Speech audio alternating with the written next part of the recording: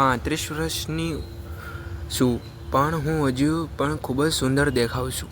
મારા પતિનું નામ પ્રેમ છે અને તે શહેરમાં કામ કરે છે.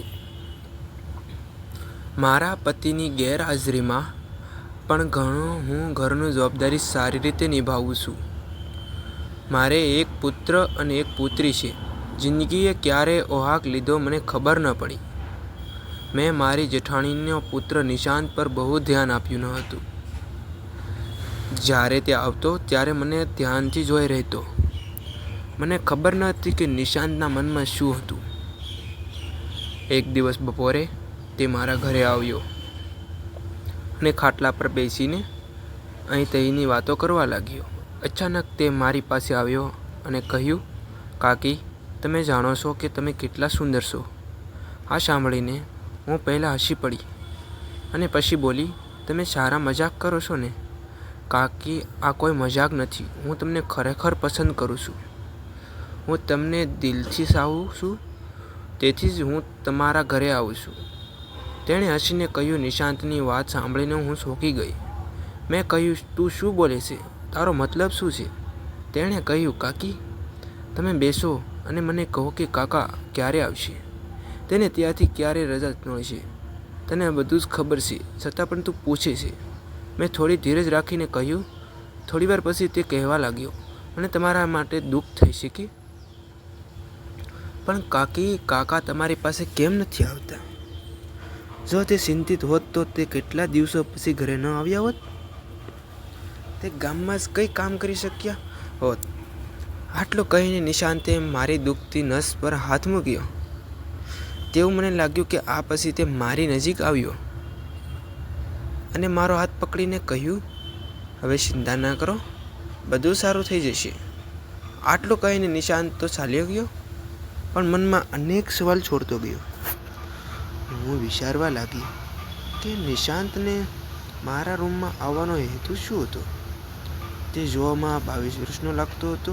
તે અપરિણિત હતો અને તે ગામમાં એક દુકાનમાં કામ કરતો.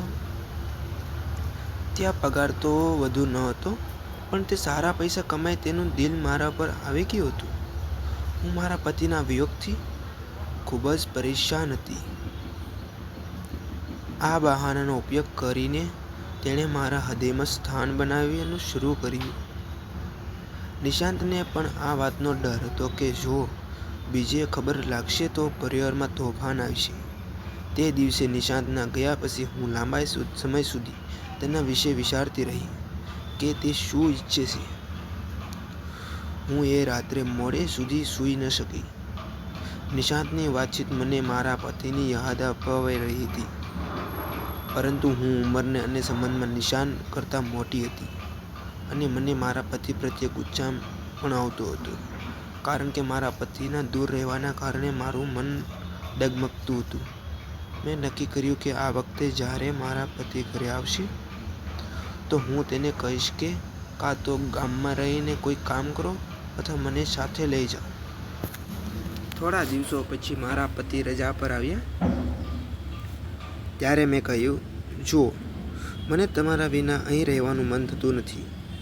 કાં તો તમે મને અહીં કામ કરો અથવા હું મારા બાળકોને લઈને શહેરમાં આવી જાઉં. હું તમારી સાથે રહીશ. મારી વાત સાંભળીને તેણે કહ્યું, મને લાગે છે કે તું પાગલ થઈ ગઈ છે. તારી ઉંમર જો, બાળકો મોટા થઈ રહ્યા છે અને તું રોમાન્સ કરવાનું વિચારી રહી છું. હું 2 દિવસ તેની સાથે ઘરે જ રહી. ત્યાં સુધી હું ખૂબ જ ખુશ હતી, પણ મારા પતિના ગયા પછી મારા શરીરની ભૂખ ફરી વધવા લાગી. હું ઉદાસ થઈ ગઈ. પછી મારા હૃદય અને મનમાં વિચારો ફરવા લાગ્યા. હું તેને મળવા આતુર હતી. એટલું જ નહીં, હું મારી જેઠાણીને ઘરે ગઈ અને પૂછ્યું કે નિશાંત આવ્યો છે કે નહીં. જેઠાણીએ કહ્યું તે આવ્યો હતો, પણ ઉતાવળમાં તે ચાલ્યો ગયો.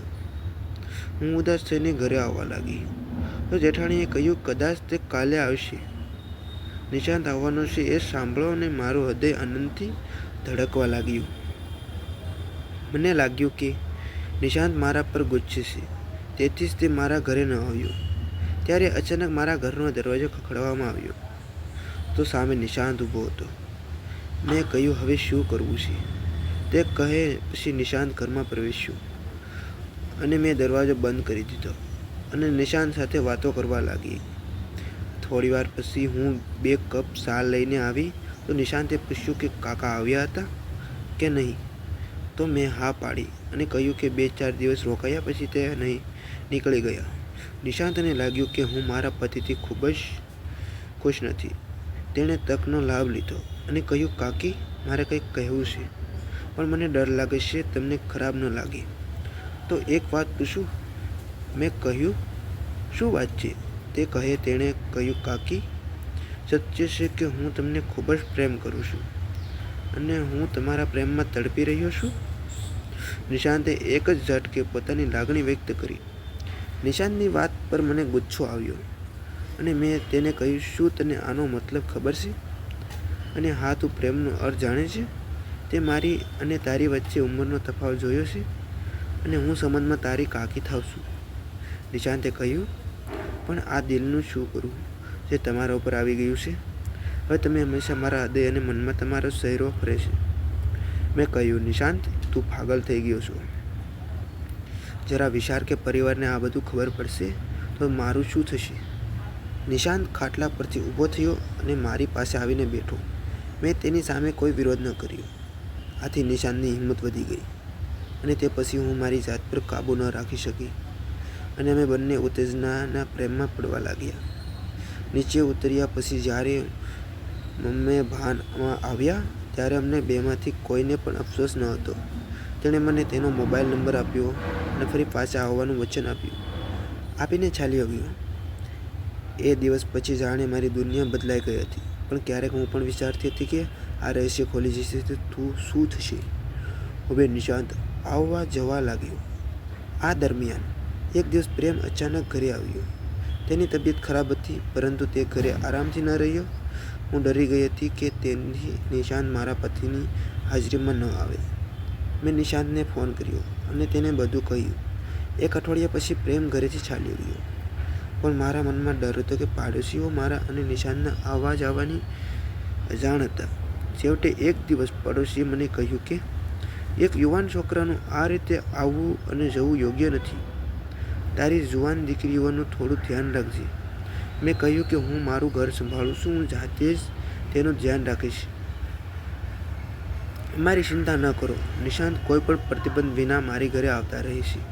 પાડોશીઓ પણ ચિંતિત હતા.